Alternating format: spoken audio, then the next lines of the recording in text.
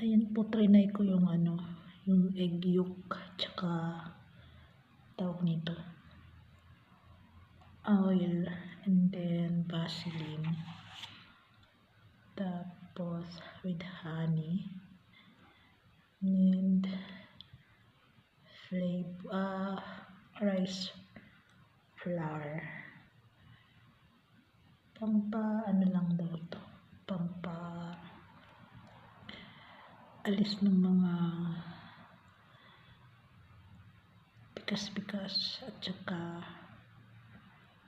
pampalambot din para mawala yung dry skin natin sa mukha. Okay lang. Okay lang yung amoy. Para akong gumawa ng cake. May egg yolk. Babadaw po natin ng 20 minutes bago balnawan.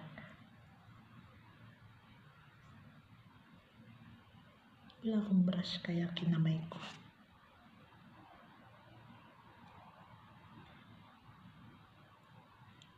Meron kasi ako ditong yung parang pikas-pikas, kaya nilagyan ko na. Dati hindi ako naglalagay-lagay ng kung ano-ano sa mukha, pero dumating ako dito, medyo nagdadry yung skin natin, alam nyo na, at kulang na tayo sa exercise. Minsan nag-exercise ako, pero pag pagod na ang katawan ko, lalo sa trabaho, hindi ko na gagawa, diretso ng tulog. Ayun, try nyo din. Maganda, malamig sa balat. Mamaya maligo ako, diba?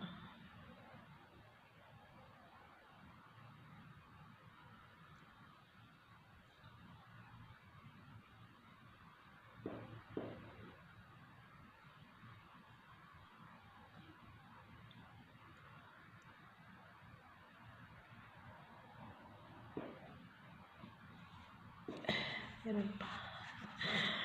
Para din siyang face mask.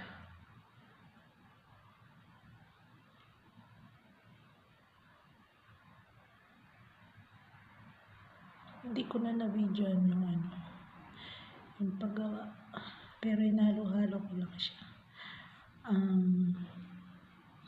Isang kutsarita ng rice flour, tapos 2 kutsarita ng olive oil, then 1 egg yolk, yung pula ng itlog, tapos 1 kutsarita ng honey, and then Vaseline.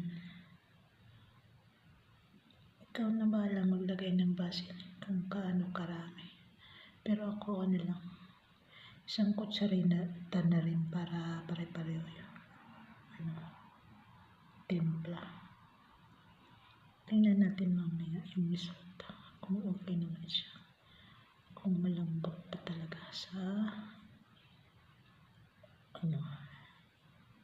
skin, diba?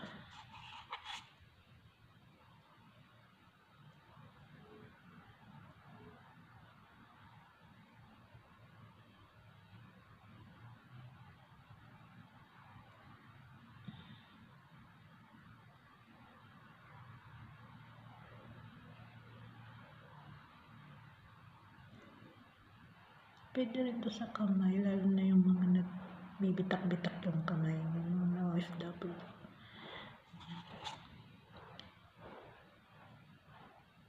Pero ako hindi ako nakaranas ng gano'n, yung nagbibitak-bitak yung kamay.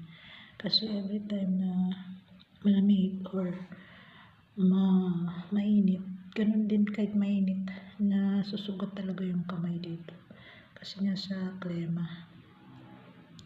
Hindi katulad sa atin na normal lang yung klima. Pag malamig yun, naku, magbitak-bitak at magsugot-sugot yung mga kamay nyo. Nasibra pa, kaya ilagay natin dito. Kahit papaano, mag-ano pa rin yung kamay natin. Pero wala namang ano yung kamay ko. Diba? Okay naman yung kamay ko. Parang ano lang, normal lang. Meron pa, diba? Meron pang konti.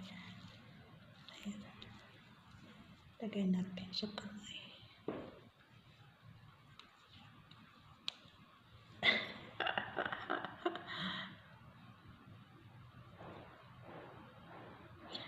Para akong ano, yung amoy niya, yung tinimpla ng ano, gagawin natin cake.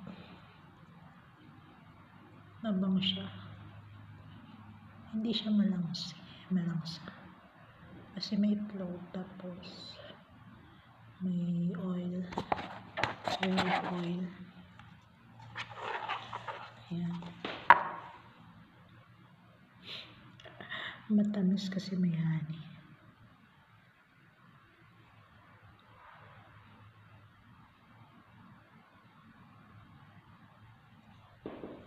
May natin